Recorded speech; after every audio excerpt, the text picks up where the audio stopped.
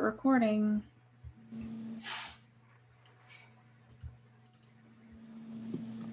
Hello, everyone. Welcome. We have J Mills Paints. Hello, and Latanya Jackson and Courtney Allen, Micah, Fraser. Oh no, now it's Todd, Imani, Charity. I'm looking at the roster here. Yes, we got Chaya. Chaya, am I saying that right? Joy, Jace. Chaya. I beg your pardon. Thank you. Dasani Johnson. Yeah, please correct me if I do your name wrong. I make a point of trying to do that as accurately as possible. So please just let me know I butchered it if I muck it up. You are allowed to change your name from what's on the roster, Ife, and I don't know if I said that correctly. Yeah, look at Chaya's, for example. Chaya has their name, her preferred pronouns. That's like perfect. Yeah, you can also put your preferred pronouns on there as well. Hi, Raina. There's a Raina here? There's a Raina. Kick him out. There is. Oh. Oh, no, I'm just kidding. Never. I did? Okay. Yeah. I can't even. Can you change your name to a name? I can't even. That would be awesome. I can't even. Oh.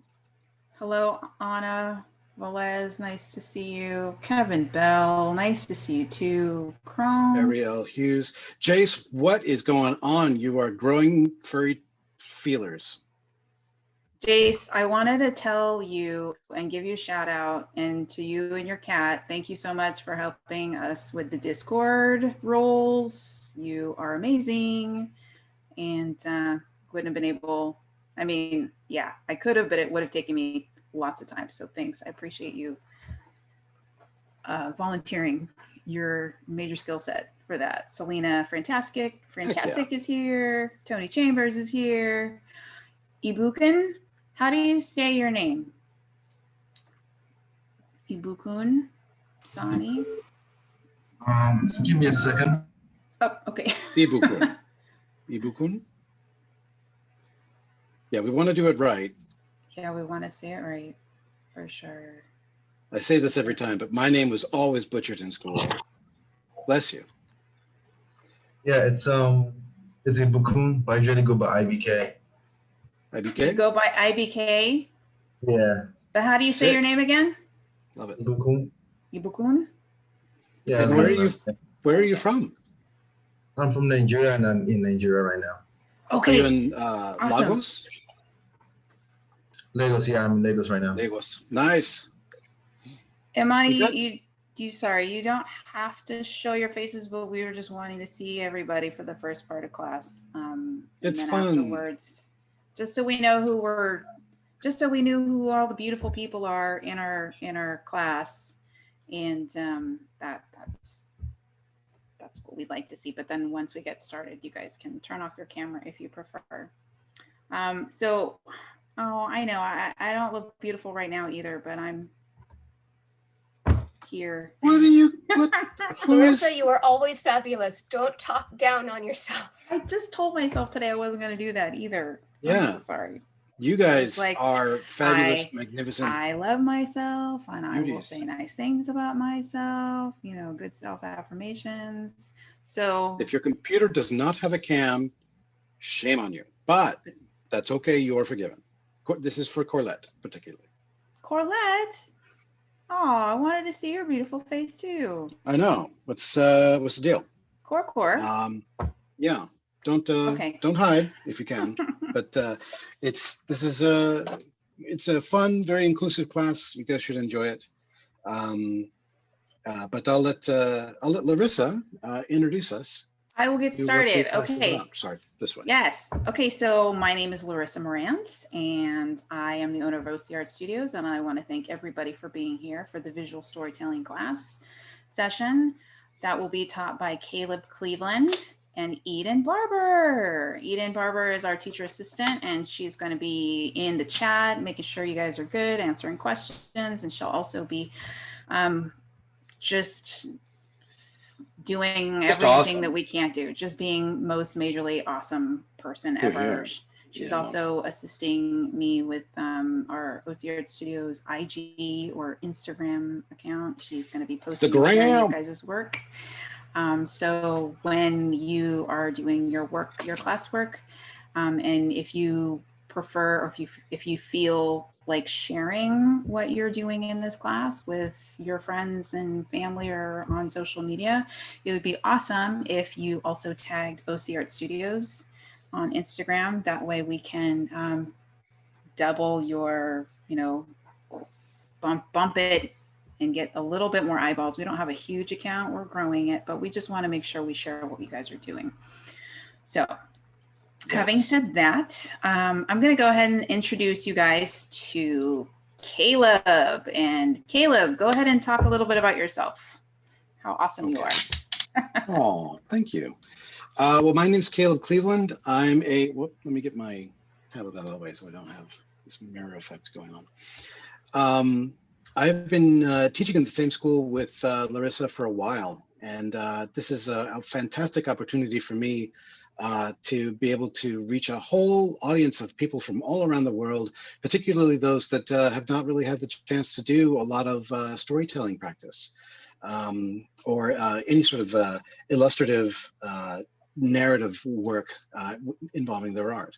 This is the perfect chance for you guys to think about why people look at your art and figure out how to direct their eye, how to get them to look where you want them to look. Especially at the beginning of the class, that's where we're going to be focusing mostly.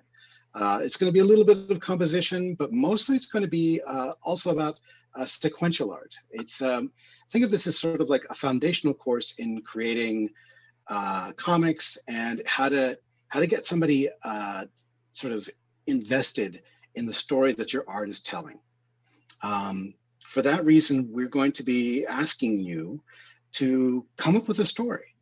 Either something that is unique to you, something that's been, if you've had an idea for like a graphic novel or for a picture book or something like that, it's always been sort of nagging at you, in the back of your head, and you've never really been able to put it down. This is a perfect class for you to develop that idea. And I'll show you guys how we're going to be taking it step by step. Developing sequential arts, single art pieces that involve your story, and how we can make the most of the limitations of the media, regardless of what you're using, digital or traditional, if you're working with watercolors, pastel pencils, whatever. I don't have really a bias when it comes to specific media, so you can use whatever is available to you. And the main point is that hopefully we're going to keep the rules more or less basic and universal, so that you can apply them to almost anything and get people, to your audience rather, to engage themselves in your story the way that you intend. So it should be a lot of fun. Yes. Okay. You don't want to say anything about yourself? Oh, yeah. Well, I'm a Gemini. I live in Southern California. Everybody's like, "Oh God, I'm out." And I've been drawing for as long as I can remember. I've been working professionally for, gosh, almost 20 years now. Teaching for just under 9 years, and I just feel really, really lucky to be able to be granted this opportunity to reach all of you. So thank you so much. Yay! Yes, thank you. All right, Eden, you want to tell us about yourself? Tell everyone about how awesome you are. Hi, everyone. I'm Eden. I'm a Taurus, and I'll be helping out in this class. I just recently graduated this past December from Laguna College of Art and Design, where I had Caleb as a teacher, and I met Larissa on campus. Very honored that you guys want me here. Love that. And Yeah, I love cartoons. I love stories. I'm really excited to see what comes out of this class because I had a blast last time seeing everybody's, just different imaginations. Everybody comes from different walks of life. So I think that's the fun thing about storytelling and especially like cartooning is like everybody's own little personal flair. So yeah, I'll be in the chat if you have any questions. And and I'll be on Discord. Aren't you working on something? Oh yeah, wise? Working on my own comic right now, which I'll share with everybody. And you guys will be making comics, so. That's right. Yay. You guys Yeah. will be making comics. Yes, Yay. yeah. Comic about loosely based off the X-Men with mutants and powers, and it's all set in Oakland, California. So. But it's cute kids with magical mutant abilities. It's super awesome. Cute kids with crude mouths. Well, Love it. Yeah. you gotta be honest. You gotta know your audience. I can see some people in the audience right here. There are some of our students who are like, I would buy that, and I would read it. That's awesome. Cute kids with foul mouths and superpowers. Done and done. Read it, put it on the shelf. Okay, so I'll talk a little bit, and then I'm gonna show you some stuff, and then I'm gonna bolt, skedaddle so that Caleb and Eden can teach the class. So anyway, I've been teaching at OC Art Studios for over a decade. I've been working professionally for a long time too. You guys probably know a little bit or a lot about me, whatever, because I've been sending you massive amounts of emails and content and things like that. But I did want to mention a couple things. First off, the rules for the class of being in a virtual online class. This is an interactive online class. We're making the class recordings available. So if you're not presently in the class and you're watching the recording, you will have access to the recordings as soon as possible once the classes are done, once the classes are over. And I will make that accessible for you via the Google file folder, which I will go over in a minute. In terms of talking or communicating in class, we have the chat available for you guys to ask questions. You also can, I think, raise your hand with the little emoji thing in the Zoom menu at the bottom of your camera, and that puts a little hand up, and so that we can see, or Caleb or Eden can see that you have a question. And if you want to vocally ask the question, you can do so, or you can ask the question in the chat. I've set up the chat so that you should not be able to communicate individually, privately with each other, but you can communicate openly in like a classroom forum. So if you say something in the chat, it's almost like you're just kind of like speaking out. So be mindful of what you're saying.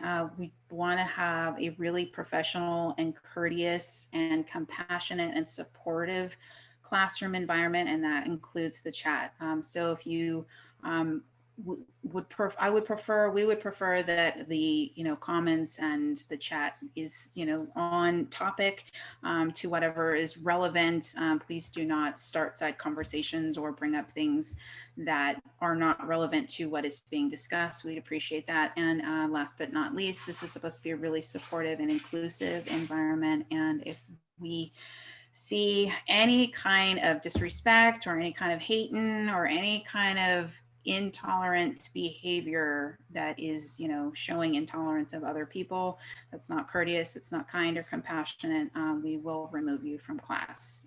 Even if you paid for the class, we will remove you, because we are trying to build a supportive atmosphere for everyone. So having said that, I also want to talk to you, my scholars that are here on a full scholarship. We have been so fortunate to have received the funding to run this class. And the funds have come from not only the students who have paid to be here, their funds, their registration fees supports your registration to be in this class, but we've had the donations and support from, in large and small amounts, from people in animation industry, in the illustration industry, in the comics industry, and that runs the gamut from illustrator, author illustrators, agents that manage talent, We have comic editors. We have, I'm sorry, I always blank when I do this because just everybody is coming at me at the same time. Story artists, story supervisors, showrunners, major graphic novel artists, major like voiceover talent, just a lot of really key people in the industry who do want to see more diverse voices entering the animation and illustration field. So if you are here on a scholarship, you are very fortunate to be here. This is a rare opportunity for you to study with Caleb. And we hope that you appreciate that and that you put everything that you can into what we're giving you. You are being raised and lifted by many, many people who support you and support your work and want to see your skills coming out so that you can start to enter the creative industries, okay? So having said that, please remember that this is a gift. Please don't take advantage of it. Please be really appreciative of it. Do as much as you can with your, the workload. If for any reason you cannot continue with this class and you cannot be here, just let us know, okay? We know that life is tough, okay? The world has been burning like all year. And life is really hard. So if you have for any reason, if you just cannot continue with the class, just please let us know. If you can't make it to class one day, like we're not taking attendance, you don't need to be like, hey, Larissa, or hey, Caleb, I'm not going to be making it to class. Just you can give us a heads up if you like, but we always have the recordings available. But if you find that you're consistently not able to meet your requirements in terms of doing the homework and you're just falling behind, please just let us know. We want to help you. We want to support you as best as we can. But we also want to know if something's up, like if you some extenuating life circumstances that is making it hard for you. Just please communicate with us and let us know, okay? One thing I forgot to do at the very beginning was ask where everybody was from. So if you don't mind, just real quick in the chat, putting where you are in the world right now. I know we said, so then we'll just kind of speak out where everybody's at. Los Angeles, Atlanta, Brooklyn, Oregon, Connecticut, Miami Beach, Vegas, Chicago, Brooklyn, Brazil, London, Las Vegas, Ireland, Nigeria. Virginia. Oh, we have 2 people from Nigeria. Lagos, Ibukun and someone else. Jersey. Shreveport, Jersey, Bronx, Oregon. Anna's in Oregon. No. North Carolina. Camila's in Los Angeles. Okay. Cool. Folashade Adashida. I want to say that's the right way. Hopefully. New Orleans. How do you say it? We got another person from Lagos. It's Folashade. We've got a Ibukun, Folashade. How do you say your name? Folashade Adashida. We have. Hopefully, do you have? Yeah, we've got a bunch of people from Nigeria. Actually, we have. Folashade. Okay, cool. All right. Yay. Awesome. Okay, great. I did it. You did it. Great. Okay, so I'm going to take just 2 minutes to share with you the Google file drive. So you guys should have gotten this email. It's very important because this is where you're going to turn in your work. Yeah. Okay. Here we go. And you can check out other people's work too. It's going to be awesome. Yes. Okay. Let me move this chat. Okay. Can you see the Google Drive? Yes. Can you see it, Caleb? I do. Yes. Okay, great. Okay, great. Okay, so this is your file folder for this visual storytelling class, VST 2021, visual storytelling. I know it's not really 2 words, but I like VST.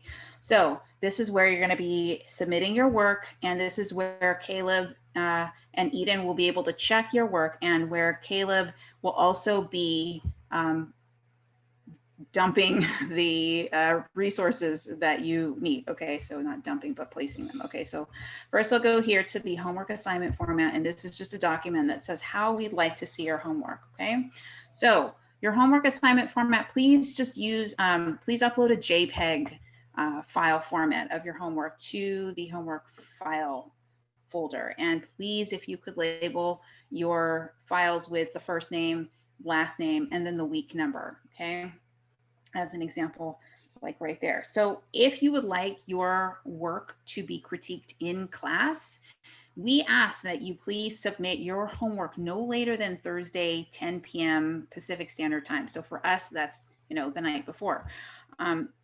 We have, you notice there's a great deal of people, and there's a lot of people in this class, and we cannot guarantee that we will critique your work in class every day, but you will be receiving critiques on your work in some way, shape, or form, either in class or in the Google file drive. Okay, so if you submit your homework by the date and time that we're asking, that gives us enough time to go through your work and assess it, maybe do a draw over, and then we can set it up so that you can receive an in-class critique. All right, if you don't turn it in by that time, still you can still submit it, but we cannot guarantee that you will be able to get your work seen in class. Okay, but we still will be able to go over your work in the file folder. All right, so there's that. So going to this document here is where I will be posting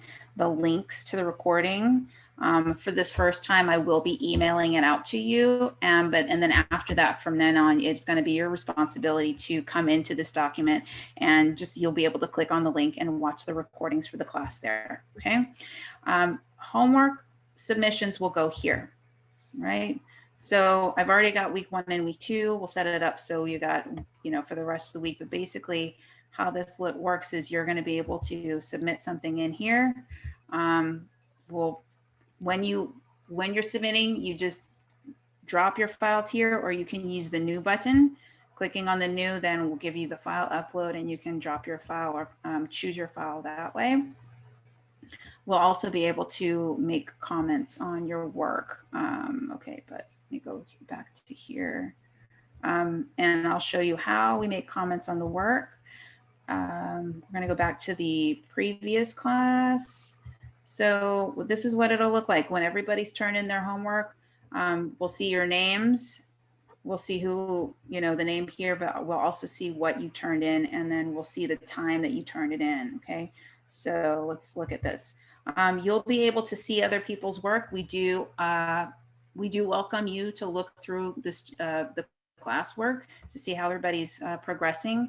As Caleb and I have said before, we don't want you to compare what you're doing to what other people are doing, your skill level or ability. You want to be looking at other students' work and being inspired by it, but not getting down on yourself. But, you know, we have a great deal of range of talent in this class in terms of ability. Some people have been doing this for a long time. Some people are very new to this. Okay, so it's really important that you, when you are comparing anything, you are comparing yourself to your previous skill set. You're comparing yourself to your previous self, not to anyone else. So in the Google file folder, you'll see how we can leave comments. So up here, you're welcome to leave comments too for any other students' work. If you find something that's really cool and you want to say, hey, this is really nice, I like the way you did this. Or if you have a question about something that they've done, you just want to give them a shout out. You're just going to use this little button up here. It looks like a little, I don't know what it is. It's a rectangle with a little arrow and a plus on the side of it. So you add a comment, and then you can click and drag on an area and say something. And then once you comment, what will happen is it will notify the person whose file it is, and then you can have a conversation with that person as well. So once we comment on your work, you'll know it, because you should be able to get notified that you submitted it or that we've commented. Okay, so this is how it works. And if we have questions, we'll ask you that too. And also there is a special, oops, let me go back. Let's go here. There'll be a special draw over, where's the homework submissions here? There's a special draw over file folder here. So when Caleb does a draw over, or if Eden does a draw over, your draw over will be located there. Okay, I think that was it. Are there any questions? No? Okay. Well, then that's it for me. I want to say thank you guys again for being here. And I'm going to say goodbye. Have a wonderful class. I will see you next week. And I'm going to turn it over to Caleb. Fantastic. Hello, everybody. Hello, hello. So thank you very much for joining me today. As I mentioned before, visual storytelling is going to be mainly about figuring out how to get people to look where you want and how to get people to engage with your stories. I'm going to jump into a little presentation here. If that's okay with you. Show of hands, if you can, click the little raise your hand button. And let me know if anybody here actually does have your, thank you very much. Let me know though, if everybody here does have a story that they would like to tell. Something that they, something that's important to them, or even if it's just like an adaptation of a fairy tale or of a TV show or a cartoon or a book that you've read. The idea behind storytelling is that, especially if you want to engage your audience, is to be honest, especially if you feel vulnerable behind your story. At first, you may be feeling like, that's that's going to be a really tricky sort of endeavor to undergo, and you'd be right. This is not easy, especially at the very beginning. Thank you very much. Well, looks like nearly all of you have some sort of story that you would like to share with the world. And that's fantastic. If you don't, let me know and I can help you out in terms of just finding something that, don't worry about it, Micah, it's totally fine. Or Mika, I beg your pardon. But there's a little button at the very bottom. If you hover your arrow in the window with everybody's faces on it, it says, it'll say raise hand under reactions. Yeah, there you go. Elisa, or Alyssa, hopefully I'm saying that right. Elisa, Megs, totally fine. We can help you find something that you can share with others. I was going to say real quick, Caleb, I know Sure. that Larissa was talking about before, like, just raise your hand if you have a question. If you do have a question as we're going through, I'm going to be watching the chat, so it will actually be easier if you ask the question in the chat versus raising your hand, but just a side note. Good call. Thank you. Yeah, Eden's going to be my my very able helper here. Going to be actually the one probably addressing most of your notes. So yeah, if so, feel free, Eden, just to interrupt whenever possible. Just imagine this is normal class. Nadia or Nadia, did you guys have questions? Tazia? Yeah, actually, it's pronounced Nadia. Nadia. And I don't think I have a question right now. I was just interacting with the Oh, okay, no problem. When you had access, if we had stories to tell, and I was like, yes, I do. Yes. Yeah, fantastic. All right. Well, everybody drop your hands then, unless you do have a question. All right. Well, in the meantime, let's get started here. We've got a little over an hour, so let's get this started. In order to figure out what kind of story you want to tell, first off, let's start off by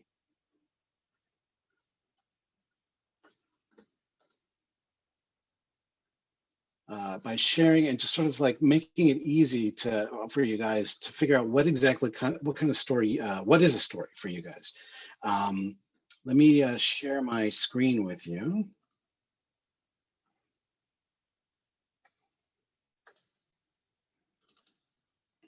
There we go.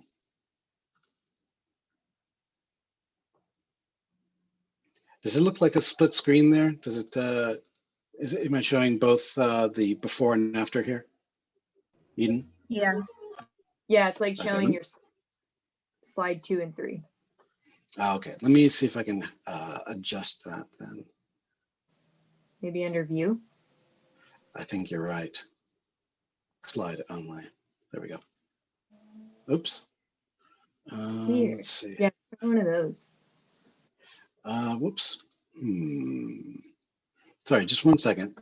I can figure this out. I did double check this earlier, but I'm obviously am going to need to sort myself out first.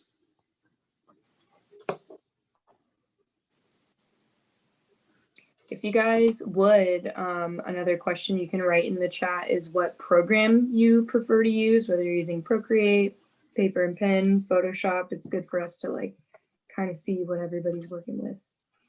Ah, there we go. Oh, there we go. All right, so we've got lots of digital people. Oh, there we've got Tazia with and Elisa. Nope, that's Procreate. We do have some folks with Sketchbook. That's awesome. Medibang, Ibis Paint program. Okay, very good. Fire Alpaca, I heard of, Yeah, those are new to me. but that's cool. I mean, there's Yeah. so many programs out there. This is pretty cool. All right.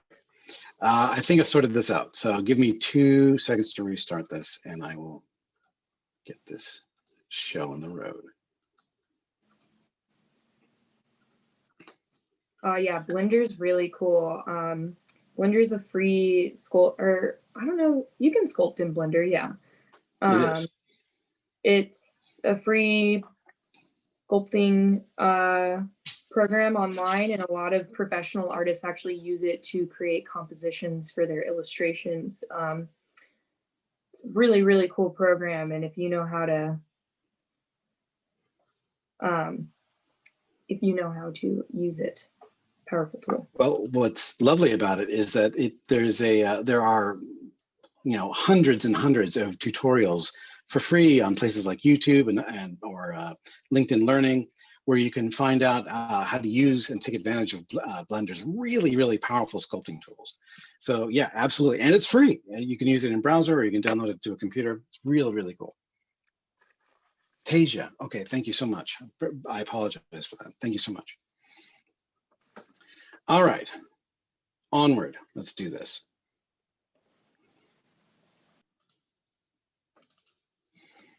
Okay. All right, so what we've got here is, what is a story? Well, Leo Tolstoy used to say that all great literature is either one of 2 stories. A man goes on a journey or a stranger comes to town. Either someone is introduced to something new or a whole bunch of normal people are introduced to someone new. But the idea is that there has to be something that changes things. There has to be some sort of conflict. Without conflict, there really isn't much of a story. You can have a story where it's just like, it's a couple of kids that are just exploring a cool new fantasy world. But unless something's odd with that fantasy world or something needs to get fixed, there probably won't be quite as much to engage the audience, quite as much for a reason for them to stick around and read it all the way through. Unless, of course, your pictures are dynamite, just like in James Gurney's Dinotopia. Not a lot of conflict, but nevertheless a lot of beautiful, beautiful work. So stories about principles, not necessarily rules per se. What that means is that if you can think of, I'm going to be throwing a bunch of forms at you, but there's not a hard and true way to do stories. There are many, many different ways to do it. And there are no real rules behind it. Rules say you have to do it this way. Principles say this works, always has. Feel free to get organic, have some fun with it. One of the best reasons why people like to say there are no rules when it comes to storytelling is because as soon as somebody tries to invoke one, somebody else will come along and break it. So there's no such thing as story formula. And this is what people behind television and movies have been trying to say for a long time. You know, people have been trying to sell books on how to do fun stories for a long time. But to be honest with you, there isn't a tried and true formula for making something that's engaging. But there is a story form. There are strategies you can use. There are frameworks you can use. But unless you have something that talks about you, really, that talks about your personal, your life, things that you've dealt with in your past, or your experiences, something that makes people vulnerable, something that'll engage the audience and make them feel sympathetic. It won't. There's no real thing about. You can't really get something that's very successful in a formula. It has to be something that's I don't know. That's something that's organic and comes from you. Okay, so basically what we're going to be doing in this class, let me pause this for a second, is kind of like the three act structure behind stories. And that's what Aristotle said, you know, it is poetics. A whole, meaning a logos, or a story in this case, or logos, is what has a beginning, a middle, and an end. Very, very Greek. The whole point behind that is I'm just going to stop it here, is that every story has to have a place where you begin, an act where things develop and where, you know, some sort of crisis is dealt with. And it can be something simple. It doesn't have to be like something, you know, where your characters save the planet. It can be something as sort of mundane and everyday as, you know, how are they going to get the money for groceries? Or Billy's first day at school, or Sally, you know, got embarrassed by a relative who doesn't understand her. You know, how does she fix it? Or, you know, there is so many different ways to do a story. As long as you have a place to begin where we're introduced to things, then that's Act 1. Act 2, where things develop and come to a head. You know, that's where the crisis has to, you know, the main character can't put aside any longer. Something has to be done. And then there's Act 3, where the main character is, just where things are looking at their most bleak. That's when they come to the realization that they can actually fix it. Or maybe if it's a tragedy, that they can't fix it, or that they tried to and fail.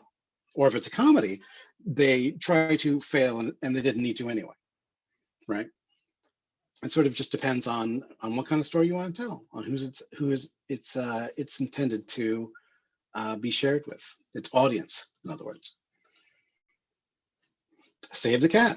Selena did a perfect example right there. Save the Cat is this, it's kind of one of these formulas, you know, as long as you have something that needs to be some sort of sympathetic need to an end that has to be solved by the main character, by the protagonist. All right, so let me hop over here back to my little presentation. Let's talk about the 3-act structure.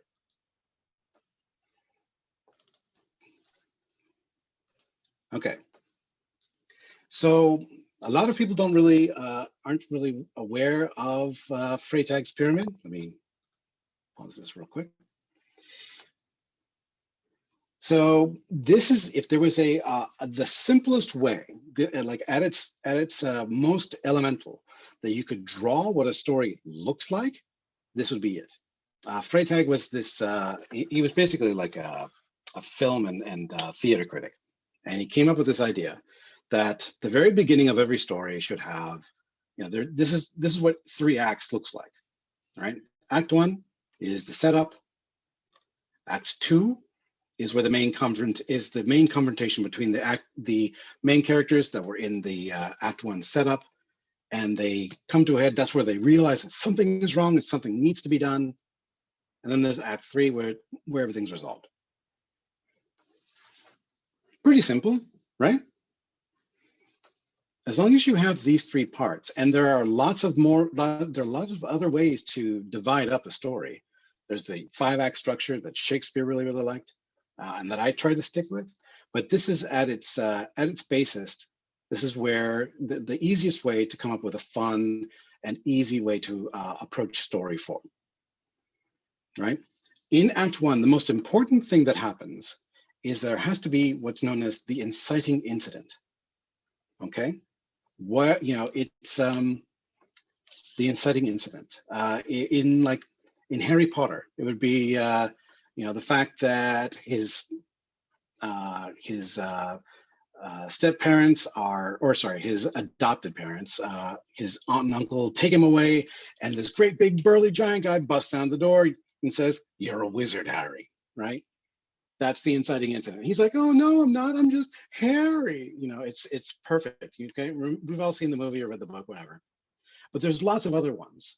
The inciting incident could be, you know, Luke. You have to learn the ways of the Force, and his aunt and uncle don't take him away to some little island. They get fried by stormtroopers. Spoilers for Star Wars, in case anybody has not seen a Star Wars.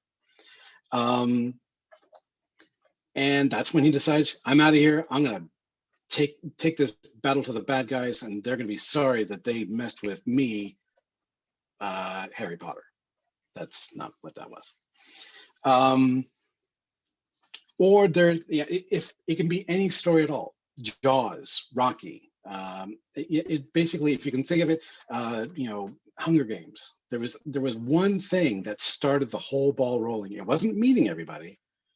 It wasn't meeting being introduced to the characters. It was something that where there was a day unlike any other, and suddenly the main character does something rash, or you know, either a stranger comes to town, or somebody goes on a journey.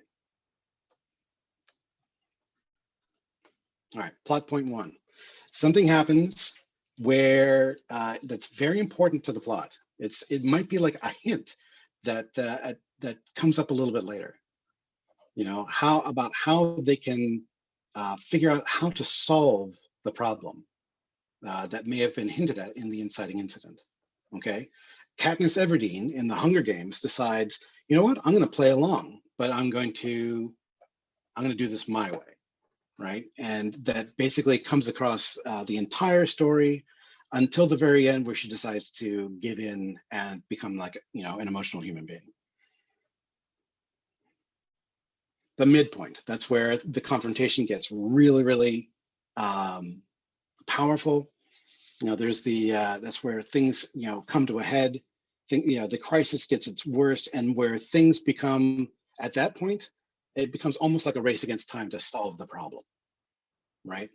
Either they're running out of resources, or the shark is chasing them across the water and they've got to get away from it, or they're in the big play and they've forgotten all their lines and they have to make everything up on the spot, but the only way to do it is to be honest with everybody, okay, or something like that. We've all seen those movies where they literally have run out of time, they've run out of options, and the only thing they can do is the thing that they're worst at. That's the midpoint. That is, you know, they have no choice but to become, you know, the person that the story demands of them. And then there's the climax, where we figure out, does it work? Okay, if it doesn't work, tragedy. If it does, you know, that's awesome. If it does work, and or if it didn't work and it didn't need to work, comedy. Somebody's raising their hand. Go for it. I can unmute. Like in I'm sorry? Sorry, I realized there was a lot of noise. I just wanted to know why the climax was after, like, why usually the climax on the other pyramid is like at the top, because it's like I guess the bubbling point after all of the events. So why is it like at the bottom of the pyramid now? Well, because the climax, you're right. If you've seen this pyramid before, the way that we do third act structures, 3-act structures, is that the midpoint is actually the moment of great crisis. The climax is where things get resolved. After that, I mean, there can still be. It's probably inaccurate to say that it's like it's like a flat line. Then we go up the mountain. Then we go down the mountain, and then it's a flat line again. It's actually much more of a curve, and every single story has a different kind of curve. like the midpoint in, let's say, your typical action movie, right, is where the bad guys have revealed themselves. The good guys are at their, they're completely outnumbered. They realize they have nothing to do but to band together in order to fight, the giant lizard monster aliens, right? And that becomes where it's a race against time. It's the spiraling action. It goes downhill from there. That's where it's so exhilarating. It can get off the rails very easily. And then the climax is where everything is resolved. Afterwards, there's what's known as the denouement. Right, when the Power Rangers decide, oh my gosh, we have to be, my knowledge of Shakespeare and your knowledge of WWE wrestling is not going to solve this problem. We have to form the Megazord. That's it. And everybody's like, yes. Ife is like, I'm not putting that into my notes. Am I saying your name right, Ife? Okay, good. Then there's the climax where everything's resolved and everybody's like, phew, but wait, are there any like last minute things to tie up? And that's where we get into something known as the denouement. The denouement is that sort of gentle slide after all the problems are resolved, where we've got, if it's a comedy, there'll be like a wedding, all right? If it's a tragedy, there'll be a funeral. Or that's when, when we find out, well, how do we get a hold of the Avengers again? Well, we'll just have to need them and they will come, right? And that's the denouement. It's a French term. I think it literally just means sort of like coming into the end. Does that answer your question, Ife? Everything is a little bit different, but this is typically the way that I teach it, mainly because this ties into so many other different act structures, like 5-act structures and things. The denouement is kind of like the falling action. Falling action is actually right after the midpoint. But the denouement is like the continuation where it sort of like becomes a flat line again. But very good point, Joy. Nice. All right, I'm going to stop the share one more time. I'm just going to check the time. There we go. Okay, so we got about 45 minutes. There are a number, and typically also, that's where we have our act break, or our second plot point.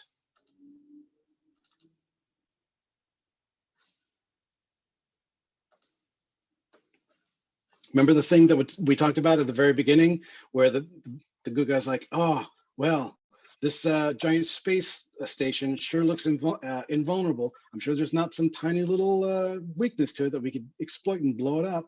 Or, where we find out that dragons are soft underneath, vulnerable, especially in the region of the chest, like in The Hobbit. Something that is, there's a second plot point that sort of like kind of reaps the reward of the first one. Anywho, so there we go. But as long as you have a beginning, a middle, and an end, you can't really go wrong. Let me see here. The unknotting. Very good, Elisa. Very good. Let me give you guys one more example before I dive into actually drawing one and showing you guys some homework examples.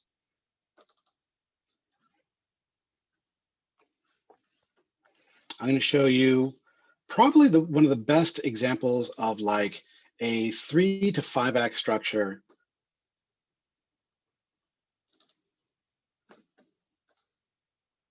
And that's this thing.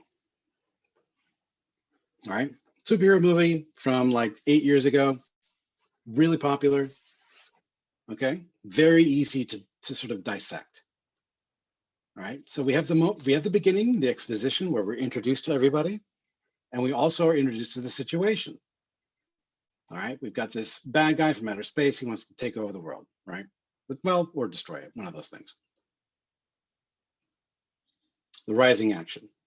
Okay, that's where, that's like the beginning of the plot point. We've got these super powered hotheads who have been tasked to take care of this evil guy, and well, they just can't get over their own egos, right? They're supposed to come together and they're not doing it for one reason or another. We learn each one has their own little backstory, each one has their own motivation.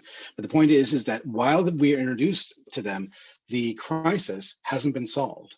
Okay, it's just getting worse. Then we have the turn. Okay, that's the midpoint. Like, see what I did there? That's actually in the film. Micah had a question. I hope I'm pronouncing your name. How would you approach a story that's told in an episodic format where everything resets to the status quo? Every episode would be a mini story arc structure, right? That's exactly right. Every single episode, like in a mini series, for example, every episode has its own 3 to 5 act structure. And when you stretch it across, 6 or 7 episodes, there's one overarching structure. Okay, and it always gets worse at the very end, right before the big, right at the midpoint, and then there's this race against time or some sort of crisis that has to be averted that wasn't revealed before, and then that may have been hinted though, plot point, remember, and then there's the climax and then the denouement. Anyway, but this midpoint is where things go crazy. This is typically when things go at their worst, when an unforeseen threat rears its head, and the good guys have to realize, or the protagonists have to realize that the way they wanted to do things isn't going to work. They have to do things that they may not be good at, or they have to do things that may be comedic or may be tragic. They have to give something up. It depends on the kind of story you're doing. All right, but they have to surrender to the story points. Then there's the falling action. Okay, the point between the midpoint and the climax, and this is the part that we love. Right, this is the race against time, where all we wanted to know are these freakazoids, are these superheroes, are they going to become a family? Right? Are they going to join together and become what the story needs to solve the condition? The conflict? And the answer is yes, because that's the kind of story we're watching. But there are still threats. There are unforeseen circumstances. They almost don't quite make it, right? And then they reach the climax, followed by the denouement. If we never see, if they go their separate ways, how do we know they'll come back? And Nick Fury just says, because we'll need them to, right? Samuel L. Jackson, in his best baritone, just drops it on us. And that's exactly how like a 3 to 5 act structure kind of works. There's the pyramid. Make sense? Yeah, that's something new. I would think that, the part where they're fighting is the climax, but you have it as the rising action. So. Well, the part where they're fighting, that's where things are getting worse. That's not the climax. The climax comes when they're actually action. Yeah. Oh, falling action. Yeah. Yeah. Well, technically that is. I mean, the part where they're saving the planet, the part where the characters are doing something new, or where they where it's like I said, a race against time, otherwise known as the spiral. But the thing, it's not only something that you see in blockbusters, right? The falling action or the spiral is seen in, I'm taking this off. No, actually, no, I can't take it off, otherwise I don't hear you guys. It's seen in Romeo and Juliet, okay? When Romeo comes back from exile and because he's heard that Juliet is dead, spoilers, and he makes a series of terrible decisions, all informed by the worst priest in all of Shakespeare, Friar Lawrence, who says, oh yeah, by the way, I'm going to get you this poison, or talk to this apothecary, and he decides that he's going to kill himself over Juliet's grave. The whole thing is just, I'm sorry, Friar Lawrence does the thing to Juliet to tell her to fake her own death. It's very complicated, but the point is that there's this race against time where Romeo has to get into Juliet's grave in order to die. He murders a bunch of people. Urena, when Hulk reveals his secret, yes, that's not the climax, that's the midpoint. Oh, when he reveals his secret, that's the beginning of the climax. Yeah, that's where everything starts to get crazy. But yeah, but you can sort of tell what where I'm getting at. The climax in Romeo and Juliet isn't a good one. It's a tragic one. It's the moment right before they both die, and they look at each other in the eyes, and then Romeo, falls into the grave, and Juliet kills herself. Only in the real climax is when everybody comes out and goes, "Oh my God, what did we do? We could have stopped all this," and they decide to become friends. The family's conflict is resolved, and all it took was the death of their favorite kids. Yeah, so that one's a tragedy, but nevertheless, the act structure still applies. But yeah, Urena, that would be good. That's not the climax. That's the beginning of the falling action. Does this make sense to everybody? There's not going to be a test or anything like that. The idea is that behind analyzing this structure here, the idea is to make it easy for you guys to create your own work. And the way that we're going to do that is by creating a small sequence of a little grid, a 9-panel grid. All right. Now, like I said before, you can start with something that is your own. Okay. And preferably it is going to be something that you have invented, or it can be an adaptation of something that you really, really love, your favorite book or a fairy tale that you like, but you want to take a twist on the characters. All right. Totally fine. It's all good. This is practice. Another thing that you need to remember is that by the end of this assignment, you're probably going to want to move on, right? Or you probably will get impatient with yourself. You're not going to like your work, okay? That is part of the creative curse. You're never going to like your work, okay? Remember this. The act of creating art makes you impatient with the work you've just created because you've learned something while doing it. It always happens. And if you haven't learned, that means you're plateaued. Maybe you need to do something different. But anyway, so the idea behind this is to take a story and break it down into those 3 segments: a beginning, a middle, and end. And it can be very simple. Let me show you guys some examples from previous classes.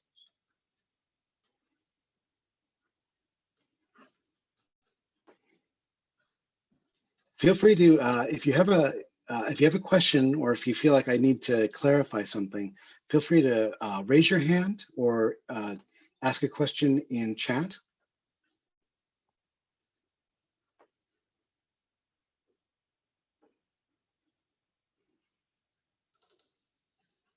I'm being super clear. You guys are blown away by how clear I'm being. This is awesome. So excited.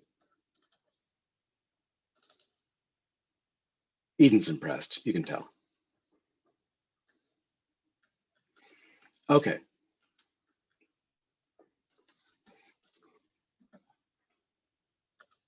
So let's take a gander here.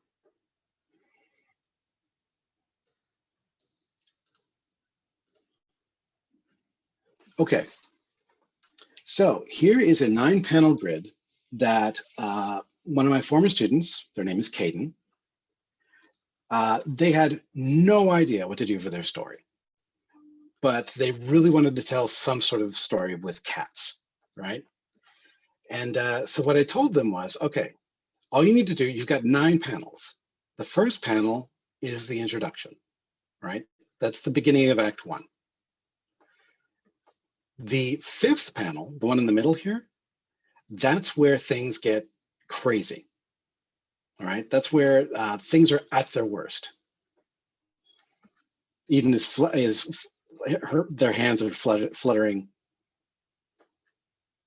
I just like, that's where things get crazy. Crazy.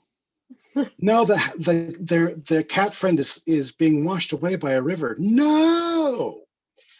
Now, and then panel 9 here is the resolution, okay? The denouement, That's where after this is about as good as it's going to get afterwards. Okay. The cat is like, where's my friend? Courtney, I feel you. That lip went out just a second ago. We have a question in the chat, Caleb, that Oh, I go think for it. you will explain better. Anhil. I want to say that. Am I saying that correct? Anhil? It's Anjal. Anjan. I beg your pardon. Anjan. Beg your pardon. I am confused. So the crux high point of the plot is where there are the most problems? No, that's not the high point. That's the midpoint. The high point of the plot can be, well, to be honest with you, high point is sort of a misnomer. It's like, the fast lane. There is no fast lane, but there are lanes that you can use to pass. The high point can be, no, that's totally fine. The midpoint is where the problems can't be hidden from anymore, where everything is sort of revealed. And so we have to. So the main character comes either their plans don't work and they have to make things up on the fly if that's their kind of character, or they can't make things up on the fly anymore. They have to stick to a plan. All right, they have a part of something. So even though the climax may have the most movement, it's technically a resolution because the characters have agency, something they can do to address the conflict. Sort of. The climax is literally them acting on the story. It's literally them solving the problem, or trying to anyway. The climax is Romeo drinking the poison and Juliet waking up from hers. Okay, that's the climax, where things literally have come to a head. That's like what the story is about right there. When everything is fleshed out, is there equal coverage for each act, or do you sometimes have to show more in the expedition? It totally doesn't matter. This is actually a really good precursor to, everybody's like, oh, what are the acts for then? Am I going to be doing this right if I have more than 3 or less than 5? Yes. The act structure is literally this. When something happens, or better, to put a better point on it, where somebody makes a decision that they cannot take back. All right. The 3 acts are basically, 1, the introduction. The main character, the protagonist, decides that they're in Romeo and Juliet. Romeo decides to fly, to defy the edict of the prince and go to the ball, or go to the masked ball, and that's where he meets Juliet. He can't take that back. All right. Act 2, they fall in love, they decide to get married and defy their parents, and that's where things get crazy. Okay. Romeo kills a member of Juliet's household, and he gets thrown out of town. He basically gets exiled, right? That's Act 2. Again, he can't take that back. And Juliet can't take that back either. Juliet, in Act 3, decides that she's going to fake her own death in order to get a chance to run away with Romeo. She tries to tell him about it, and it doesn't work. Okay? Again, you can't take it back. It doesn't need to be tragic like that. It can literally be like, a picture book version, where, like a fairy tale, Little Red Riding Hood decides to go to the forest, but on the way they decide to have a talk with a wolf. What's the worst that could happen, right? Even though they were warned not to. Does that make sense? The act breaks are literally, every single act begins where somebody does something that they cannot take back. And it can happen in a commercial. It can happen in 30 seconds. Yeah, I'm going to try this new toilet paper.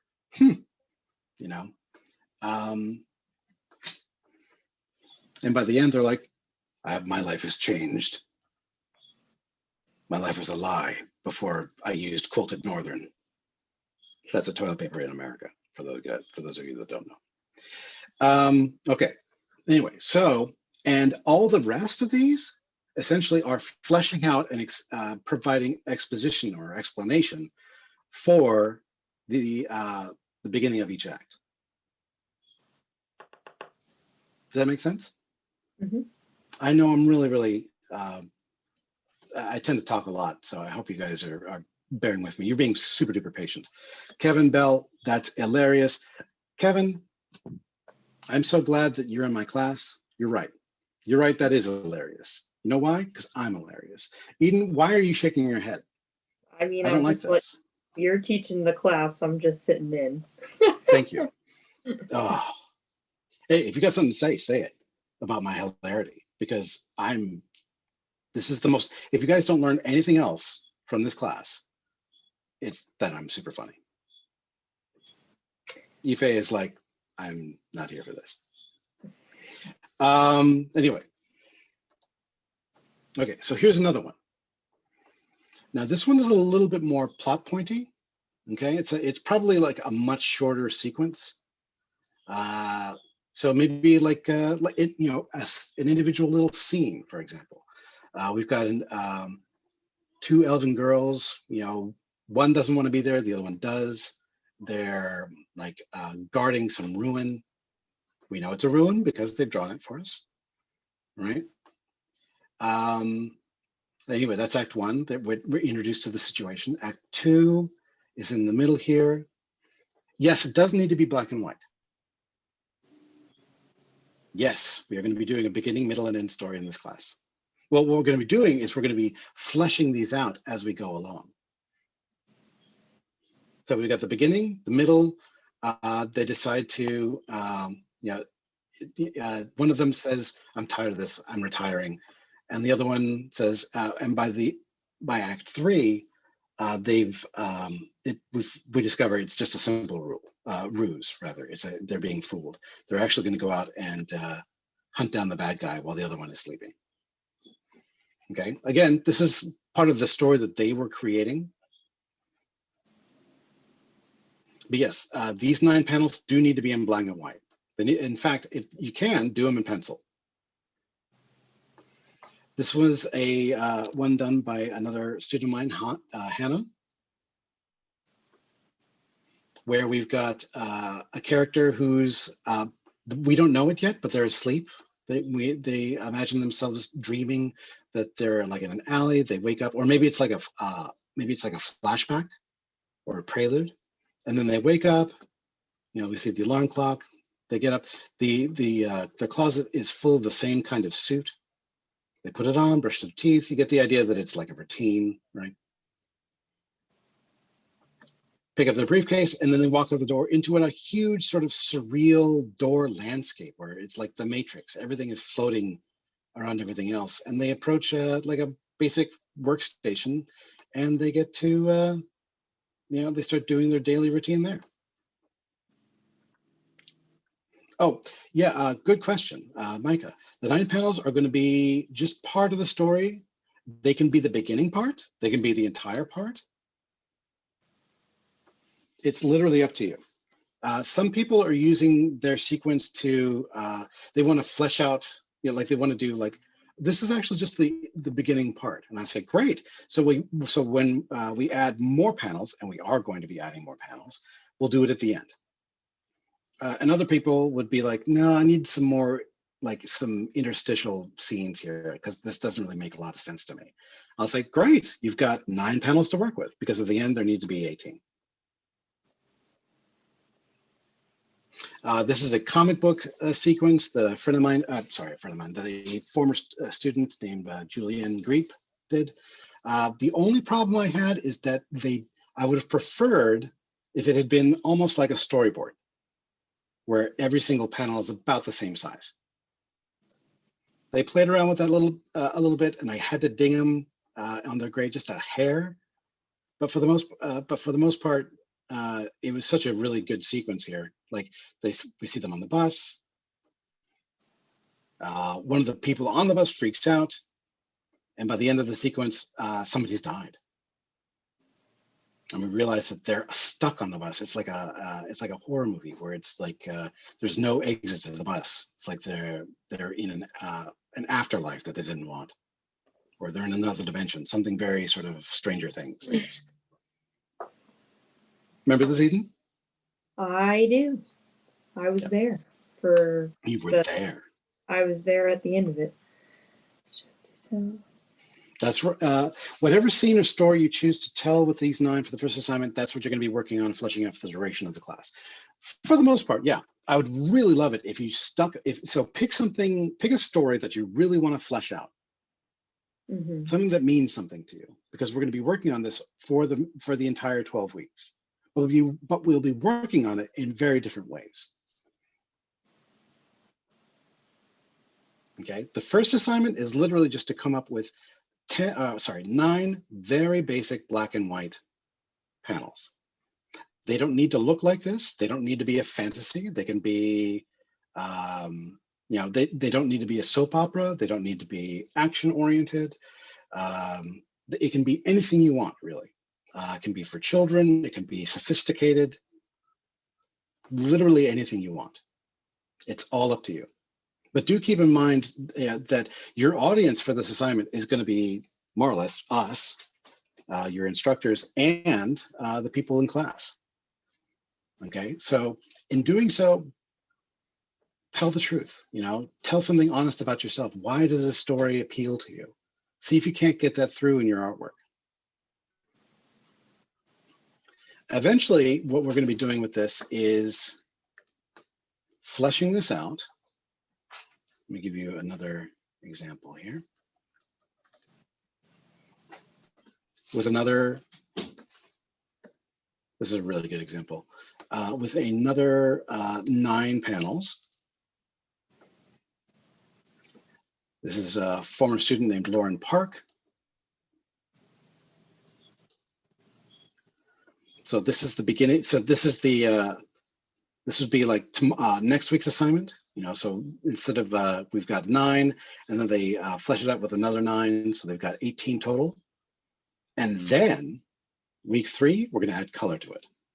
And we're going to create what's known as a color script. Now, it doesn't need to be digital. If you want to make it digital, you can. Some people work faster that way. Some people are more used to, say, pastel or watercolor. Anything that makes sense to you, whatever you feel most comfortable with. Yeah, first week, 9 panels. Following week, you add 9 more. Third week is color.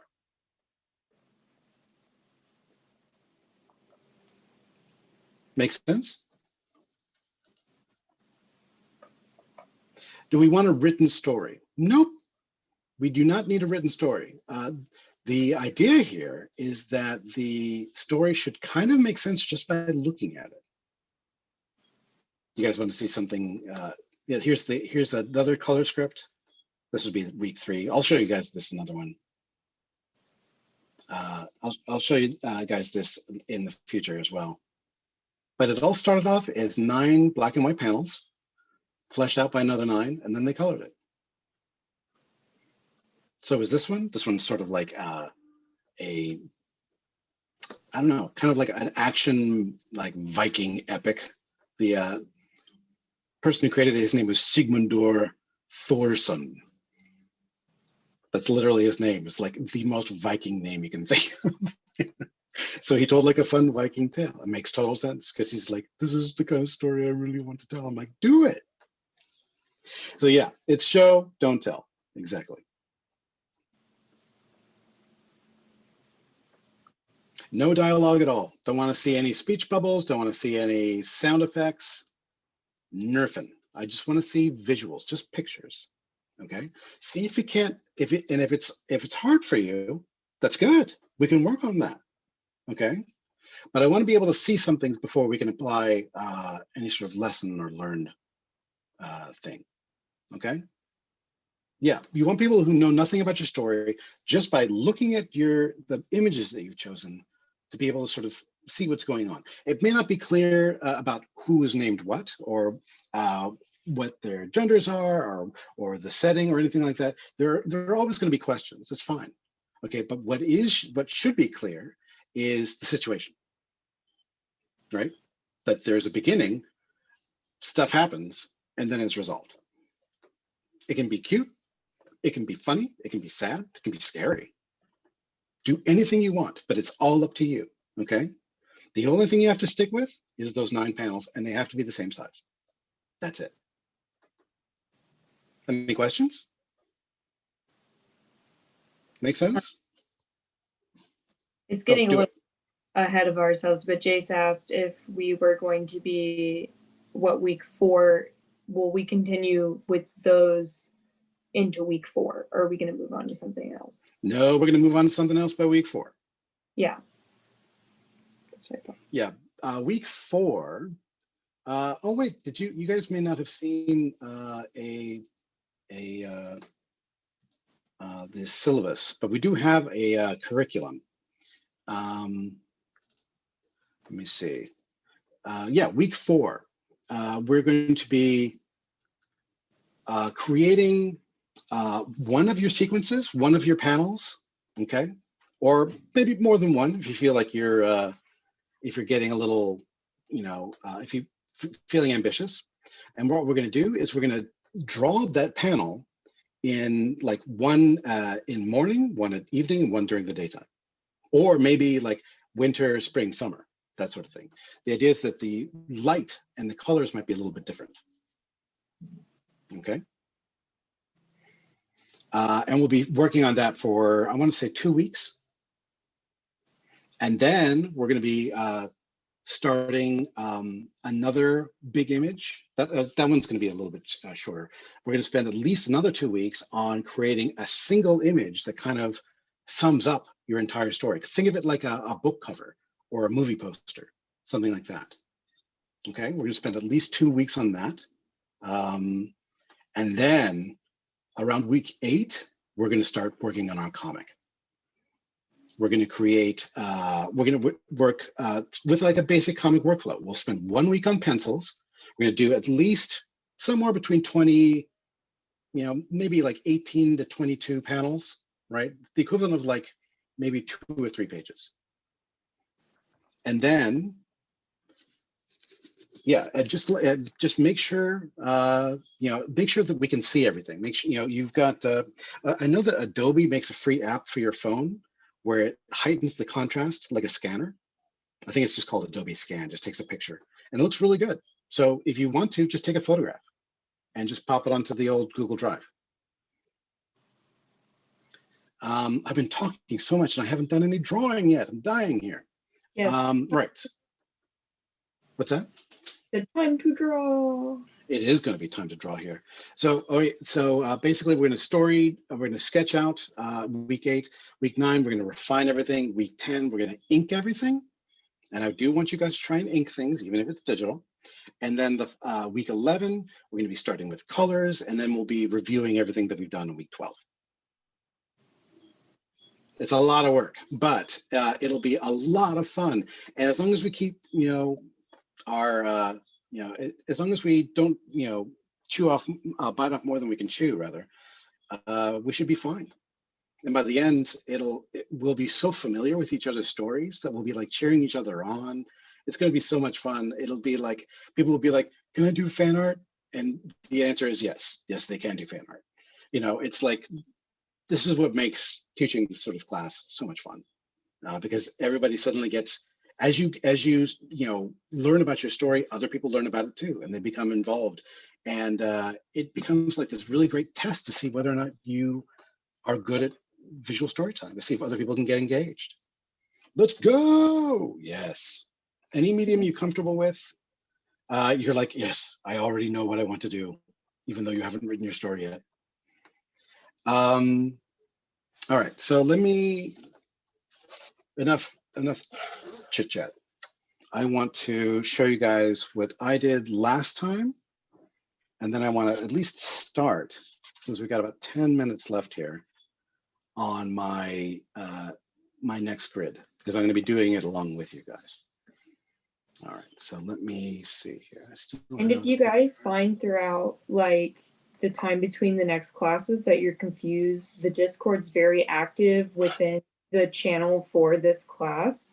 And you can also look at the notes. I think Caleb's going to be posting all those slides, and I think maybe posting at least 1 or 2 example Caleb's of Caleb, of maybe like past work, just so people can kind of maybe see the level Yes. of like finished? Yes, absolutely. Oh, that reminds me. Eden, would you mind sharing the link to the Discord in the chat? I shall. So yeah, if nobody's on the Just in case you guys Discord, need if it. you haven't joined yet, I'm about to drop the link in the chat. It does expire after a period of time.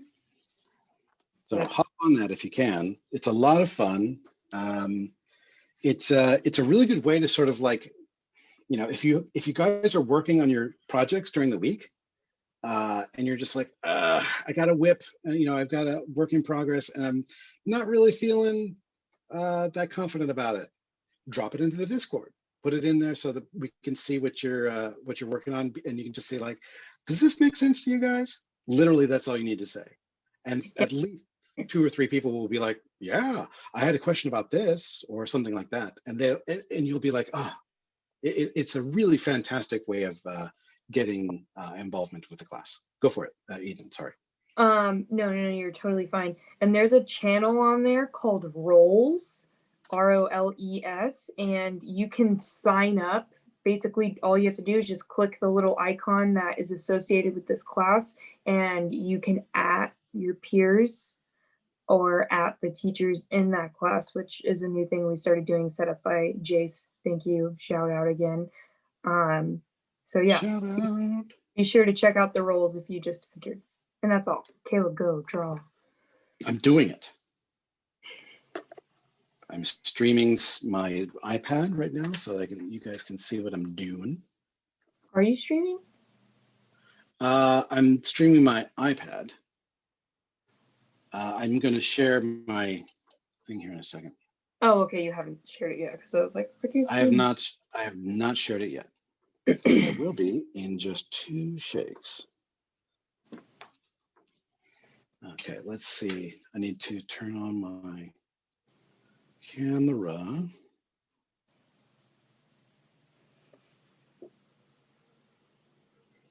All right, there we go. That looks pretty good. And now I will, there we go.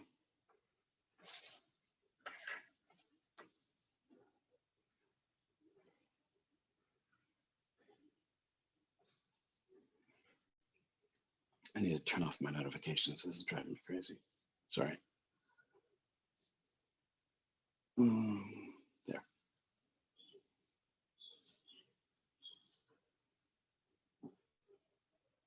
And there we are.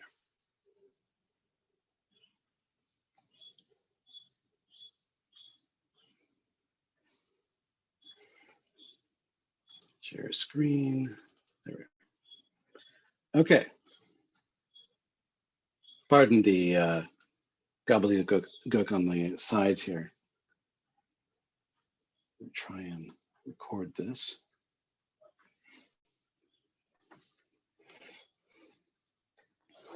All right, so really easy.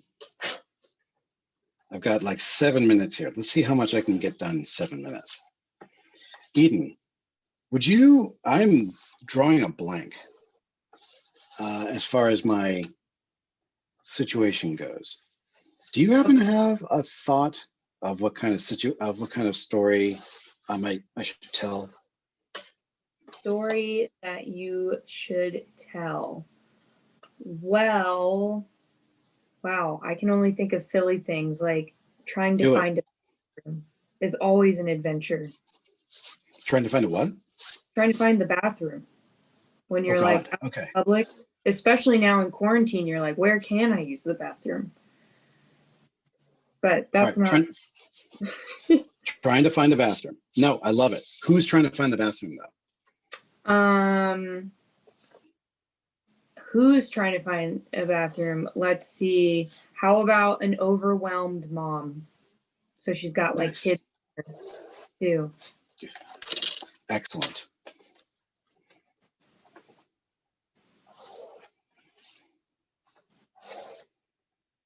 Or you can do a story about a farmer trying to find a chicken and catch it. Whoa. I was in love with the overworked mom trying to find the bathroom. All right, okay, so if you like that, I was thinking slow your roll. And let's, all right, so here we go. We've got 9 very, very simple little panels. So this is going to be Act 1. This is going to be Act 2. Going to be Act 3, but actually it's going to be like, this is going to be 9. That's going to be 5. That's going to be 1. All right, so we've got a mom. Again, I'm just going to try and do this as quick as possible. A mom dragging their kids.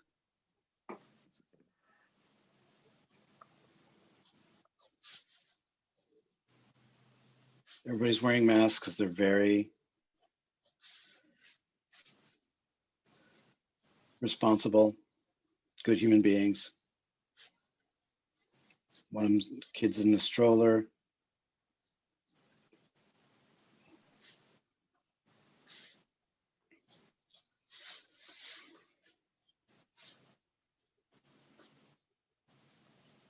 I'm gonna try and make this a little bit more cartoony. I make it a little bit easier. All right, so Act 1, they're in public. It's the pandemic. Everybody's walking around trying to keep distance from each other. She's shopping. She's got a cranky kid. It's hell on earth. Okay. Act 2.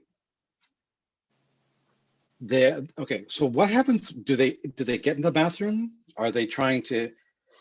Is there what's wrong with the bathroom when they finally get to it? Maybe they get to the bathroom and one of two things: either it's disgusting or the stalls are full, or both.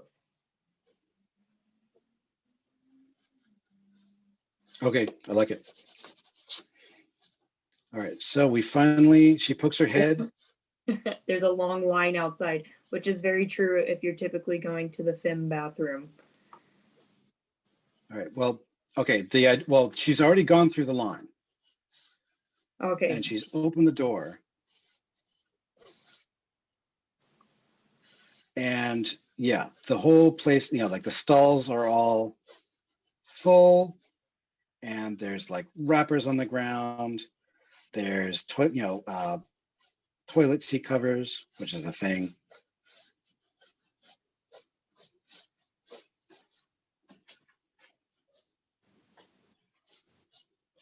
Like every Safeway bathroom I've ever been into. No, I know what you mean. Safeway is just like a grocery store here in America, and they do literally have the filthiest toilets you've ever seen in your entire life. I feel like even like if I've gone into like a brand new Safeway store, I go in the toilets and I'm like, what happened? There's like there are like gremlins that work in like grocery store toilets. As soon as it's been cleaned, they go in there and they mess the whole thing up. If there's like a diaper changing stall on the wall, it's like frozen in one. Yeah, or there's like somebody left a dirty diaper on it. Ew. No, I have 2 kids, so yeah. Full disclosure, I've seen there is no horror story that I have not encountered myself. Yeah, so the whole idea is that it's like literally there it should be a crime scene. Like the whole thing is just like totally disgusting. And the very, very end, what happens? Does somebody take her kids away? And she's like, oh, finally. Well, he gets in the toilet, so it's like a closed toilet door. And she has the kid outside guarding it for her. Because the locks.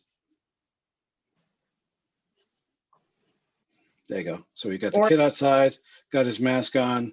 He's got like a little guardian pose. He's like, mess with me, I dare you. My mom's doing a wee. Don't even think about it. And it's just like, oh, we can just imagine like there's like a heavenly aura that she can finally have like 2 minutes of just peace and quiet with her son or her daughter, whomever, their child.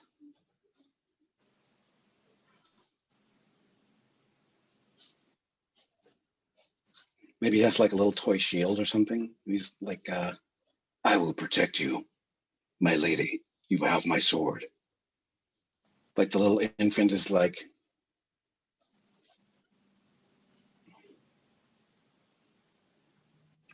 Yeah, doing the sorry, same that thing. this bathroom narrative. I I don't know why I could think about. No, you're like, I'm so sorry.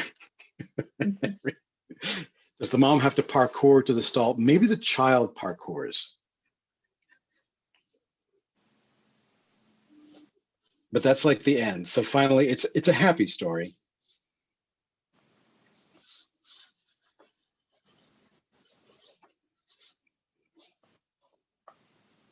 Yeah, maybe he's like, maybe this kid like desperately wants to be like a Power Ranger. Maybe he's got like a mask on or something like that. And she's like, oh my God, we'll get home soon. Okay, geez, we'll get you in front of the TV, no problem.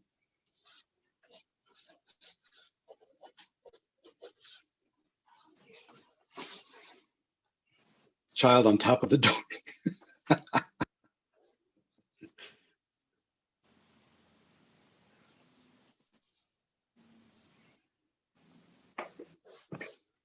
There's like a million different ways this could go horribly, horribly wrong. So, Caleb, we are at 4:30, which you can totally continue if you want. But if anybody has any questions about the homework, please ask them in the chat now so I can address them for you.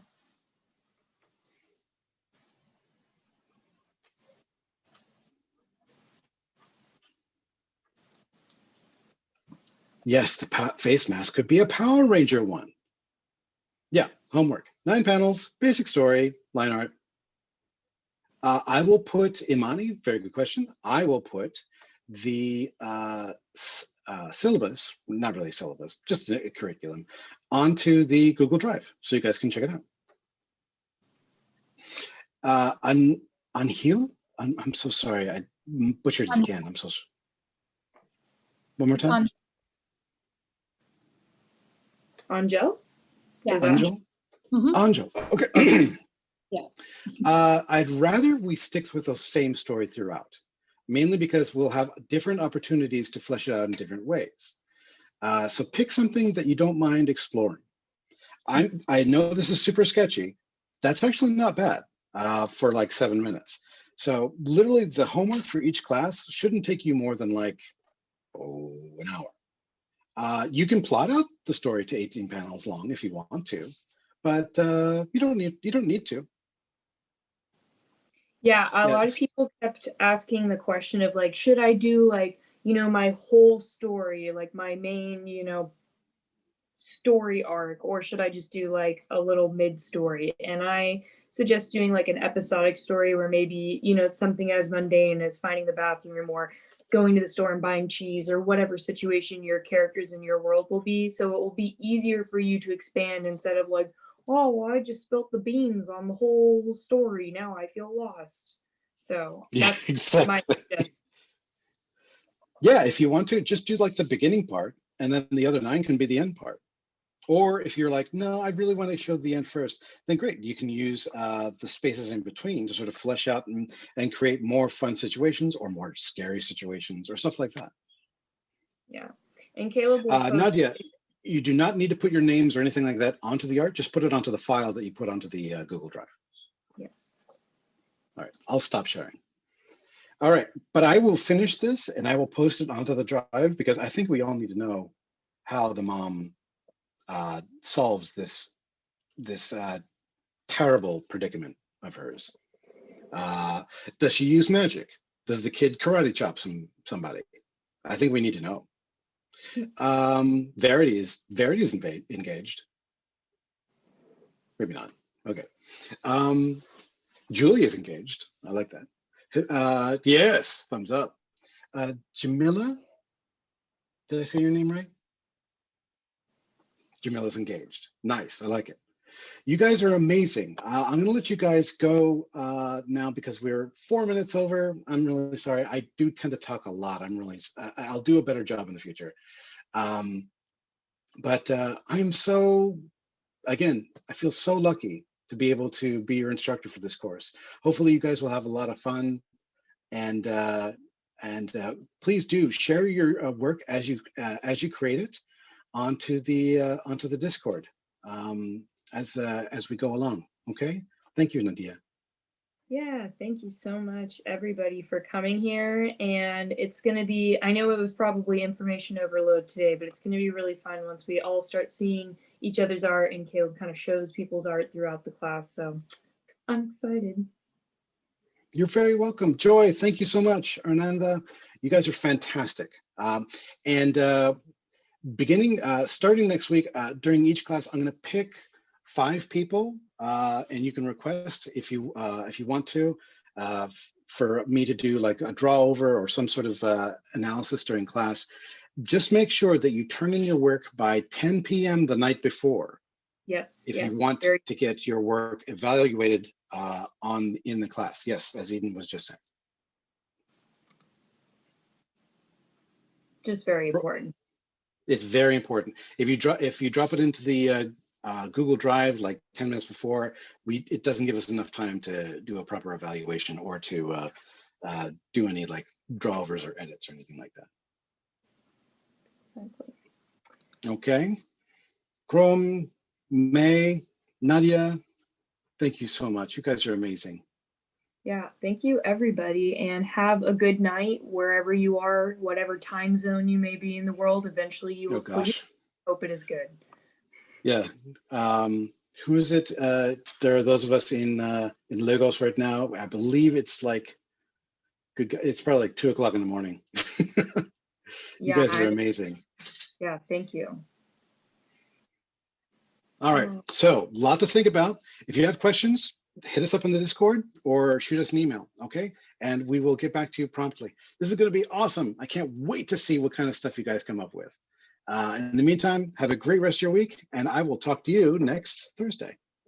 Perfect. Caleb, are you good if I end since I'm the host? Go for it. Host away. Bye. Peace out.